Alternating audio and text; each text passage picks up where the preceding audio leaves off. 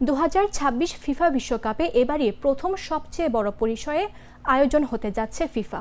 32 দল থেকে আরও 16টি দল বাড়িয়ে করা হলো মোট 48টি, যেখানে আগামী বিশ্বকাপে সরাসরি খেলবে 3 স্বাগতিক দেশ যুক্তরাষ্ট্র, মেক্সিকো এবং কানাডা। বাকি 45 জনের জন্য অনুষ্ঠিত হচ্ছে বাছাই পর্ব।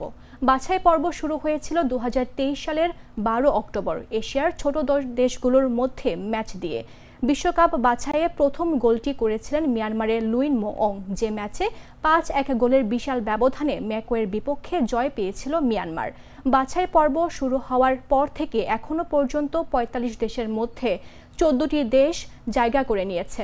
এশিয়া থেকে জাপান, ইরান, উজবেকিস্তান, দক্ষিণ কোরিয়া, জর্ডান, অস্ট্রেলিয়া, ওশেনিয়া থেকে নিউজিল্যান্ড, দক্ষিণ আমেরিকা থেকে Argentina, Brazil, Ecuador, Uruguay, Colombia, Paraguay, Africa থেকে মরক্কো।